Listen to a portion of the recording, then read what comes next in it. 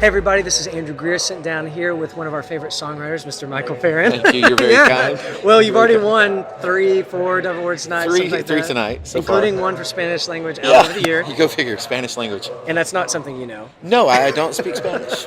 Did you do it in high school or? No. Okay, well, I was born and raised in Texas, and you'd think I would know some Spanish, and I know none. So. I grew up in Texas. Did you really? So I understand. I took 3 years of Spanish. No, I didn't. Oh, French instead. The language of love. Somehow, I'm old enough now to think back, and you didn't even have to take that. And like when I graduated, I never took another language. Dumbest thing ever. I should have. But I guess I should ask, did you ever take a course in songwriting either? I didn't. Okay. I did. So your history, you said this a second ago, kind of came into the back door of Nashville through the band Pocket Full of Rocks. Yeah. You guys were together for 16 years. Right. And so how did songwriting end up becoming? Songwriting now is what we really celebrate you and know you for in this industry.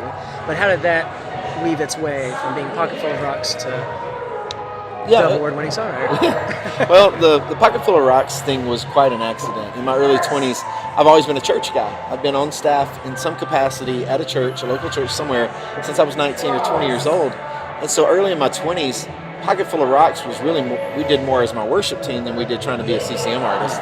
And really interesting turn of events in all of that, how we went from being the next kind of Jars of Clay wannabe band to me pressing much more into what I'm really called to, and that's leading worship at a church. I began to write songs back then out of necessity. It wasn't like I set out to be a songwriter.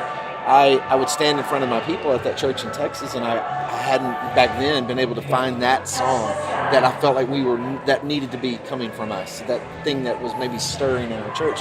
So I began to write out of necessity. And so early on, I tell people I feel like I became a writer out of just need. I needed songs.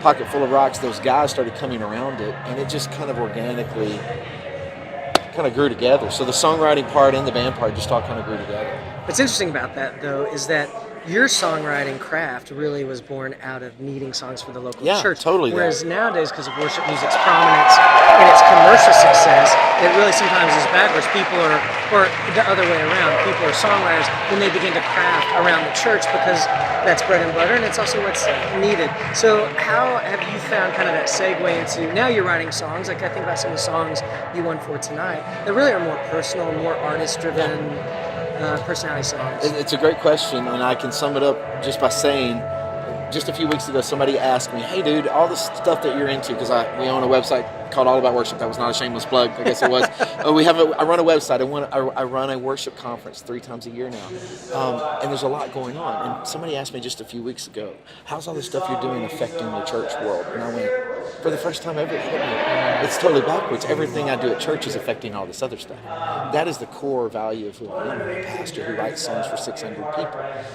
That's truly it. Out of that, other opportunities will open along the way, and I don't have to chase it. I sleep so much better at night now, whereas before, when you do get in this cycle, and you can, it's a dangerous place to be, but you can hit these dangerous places as an artist where there are criteria to meet. There are bars you seem to have to hit. And I'm not saying those are bad. It's not a judgment statement, but it undid me in a lot of ways. And so me being able to become singularly focused on 600 people in Franklin, Tennessee at the church I helped plant, and everything else that comes out of that, I don't have to worry about. It just sorts itself out. So I can't say that's the journey for everybody, but for me, what has centered me and where the songs have fallen, I serve my church. I try my best to love 600 people and write songs that I believe they will sing. And in the week, somehow I fall into these other things that surround that, and these other songs come out, and I'm grateful for it. And it is funny, like today,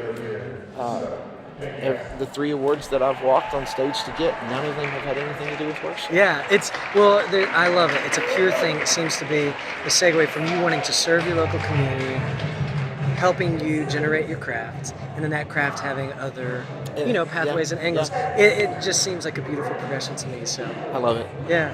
I couldn't do it any other way. Well, thank you, Michael Farren. Thanks for being with us here tonight Glad at to this be with special you. Double Awards Thank edition. you, guys. You bet. Appreciate you.